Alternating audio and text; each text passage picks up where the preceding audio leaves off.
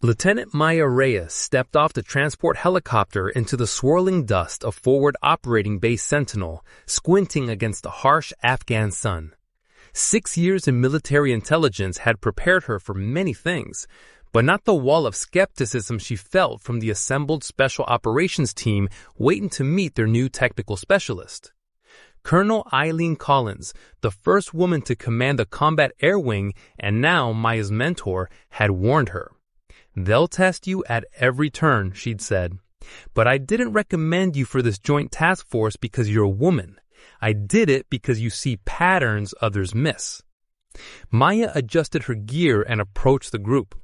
Most nodded respectfully, but Sergeant Wade Thornton, a mountain of a man with the seal trident prominently displayed, made no effort to hide his disdain.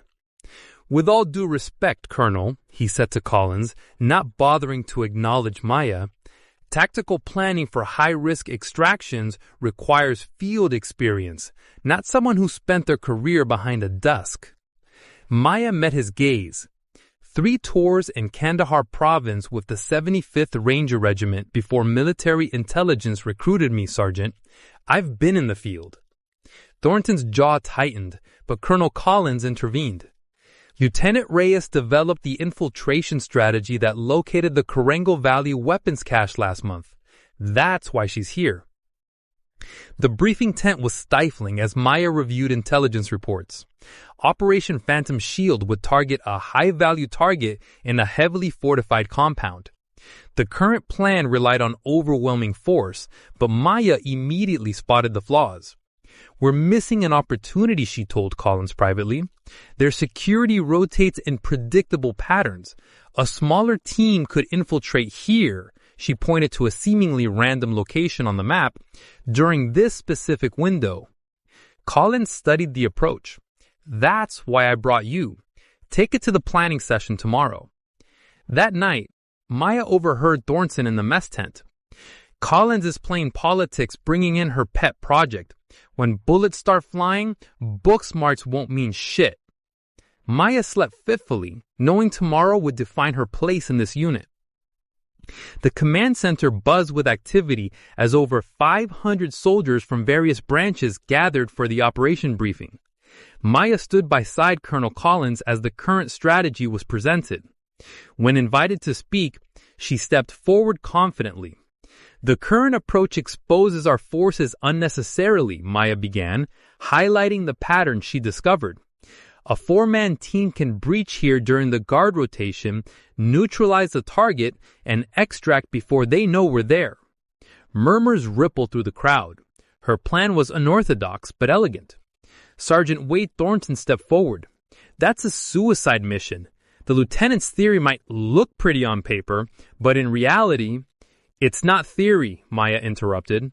"It's based on observed patterns in their security protocols over 3 weeks." Thornton's face darkened. "You're risking American lives on a hunch." "On data," Maya corrected. "The same data that says your frontal approach has a 43% casualty projection." The room fell silent. Colonel Collins nodded for Maya to continue, but Thornton moved closer, towering over her. "This isn't some classroom exercise," he growled. "Men will die if you're wrong." "And more will die if I'm right and we ignore it," Maya replied evenly. The tension between them was palpable as the assembled soldiers watched. Maya could feel the weight of hundreds of eyes assessing her worth, her right to be there. Everything she'd worked for had led to this moment, and she knew Thornton wouldn't be the last obstacle she'd face. But as the daughter of a Marine and granddaughter of a World War II combat nurse, Maya Reyes had never backed down from a fight, especially one that mattered. The command center fell silent as Sergeant Thornton stepped closer to Maya, his voice dropping to a dangerous growl.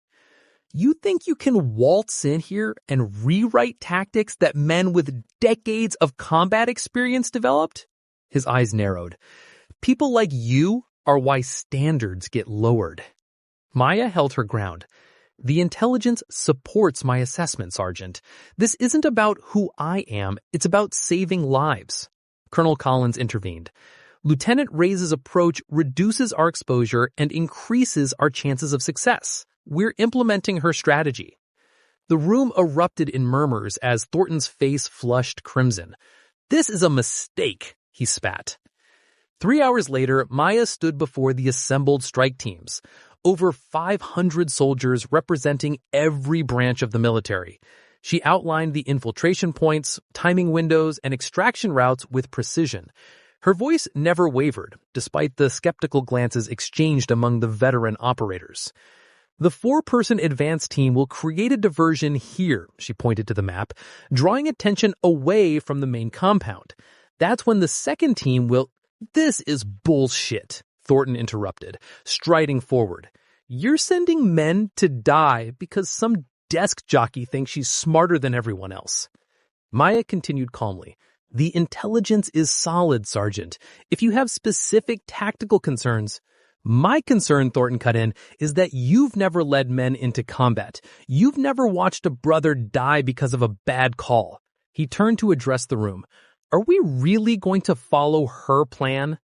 The tension was suffocating. Maya could feel her career balancing on a knife's edge.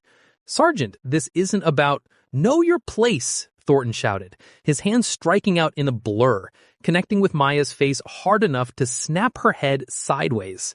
The sound echoed through the stunned silence. For one heartbeat, no one moved. Then Maya moved with fluid precision.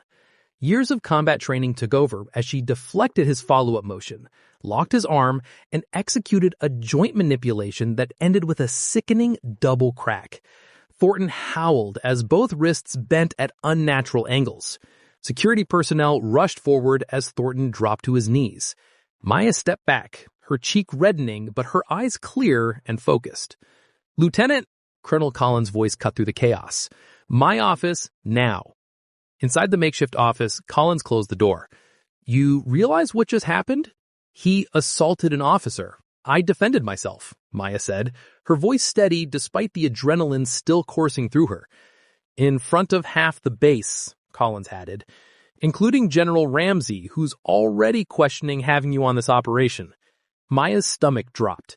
"The mission is still happening," Collins interrupted.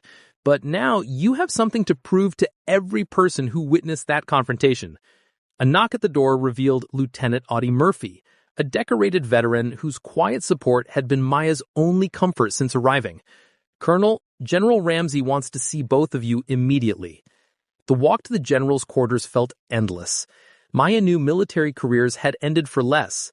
Everything she'd worked for could vanish because of one man's prejudice and her reflexive response. General Ramsey didn't look up from his papers when they entered. "Lieutenant, you broke 2 of my best operators' wrists." "Yes, sir." "He also struck a superior officer," Collins added. Ramsey finally looked up. "I'm aware. What concerns me is whether this personal conflict will compromise the mission." "It won't, sir," Maya said firmly. "It better not. Because despite my reservations, we're proceeding with your plan. Thornton's team will be led by Lieutenant Murphy now." He fixed Maya with a steely gaze. "If this goes sideways, Lieutenant, it's not just your career on the line, it's American lives." As Maya left the general's office, she felt the weight of countless eyes following her. The whispers had already started. She had 12 hours to prepare for a mission that would either vindicate her or destroy everything she'd worked for. And somewhere in those mountains, an enemy waited, unaware they were about to become the testing ground for her redemption. The Tactical Operations Center hummed with tense energy as Maya monitored the mission from her station. Lieutenant Murphy's voice crackled through the comms, confirming his team had reached the first checkpoint exactly as her timeline predicted. Colonel Collins stood beside her, eyes fixed on the satellite feed, while General Ramsey watched from the back of the room, his expression unreadable. "Second team in position," another voice reported. "Window opening in 30 seconds. Maya checked her watch. If her analysis was correct, the guard rotation would create a 4-minute vulnerability in the compound security. If she was wrong, Murphy's team would face overwhelming opposition. "Proceeding to target," Murphy whispered, exactly as briefed, guard patterns matching Lieutenant Reyes's intel. Maya exhaled slowly, aware of the eyes shifting toward her. The mission was unfolding precisely as she'd planned, But the hardest part was still ahead. Suddenly, the comms erupted. "Contact! We've got unexpected hostiles in the East Corridor." Maya's heart raced as she quickly assessed the new information. "Murphy, divert through the secondary passage. There's a maintenance tunnel 20 meters to your right." "Negative," General Ramsey interrupted. "Fall back to extraction point. Mission compromised." Maya turned to him. "Sir, with respect, this is within operational parameters. The contingency was built into the plan." For 3 excruciating seconds, Ramsey stared at her before nodding. "Lieutenant Murphy, proceed as Reyes directs." The next 20 minutes were the longest of Maya's life as she guided the team through the compound. When they finally reached the target, the extraction became a race against time as enemy reinforcements closed in. "We're pinned down," Murphy reported, gunfire echoing behind his voice. "East exit blocked." Maya studied the tactical display, finding an alternative. "There's a maintenance shaft that leads to the north wall. It's not on the original blueprints, but satellite thermal shows it's clear." "That's a hell of a gamble," someone muttered. "It's not a gamble," Maya replied firmly. "It's data." Murphy's team made it to the extraction point with the high-value targets secured and 0 casualties. As the helicopters touched down at base, the assembled soldiers who had witnessed Maya's confrontation with Thornton now watched in silence as the successful mission team disembarked. Lieutenant Murphy approached Maya, covered in dust but unharmed. "Your intel was perfect," he said, loud enough for others to hear. "You saw what none of us did. We owe you our lives." Colonel Collins squeezed Maya's shoulder. "Well done, Lieutenant." Later that evening, Maya visited the medical tent where Sergeant Thornton lay, both wrists in casts. His eyes met hers as she entered, a complex mixture of emotions crossing his face. "Come to gloat?" he asked, his voice lacking its earlier venom. "No," Maya replied. "I came to check on you." He looked away. "Your plan worked. Murphy told me everything." He paused. "I was wrong about you." "It wasn't about being right or wrong," Maya said. "It was about using every advantage to bring our people home." "I struck an officer," Thornton said quietly. "My career is over."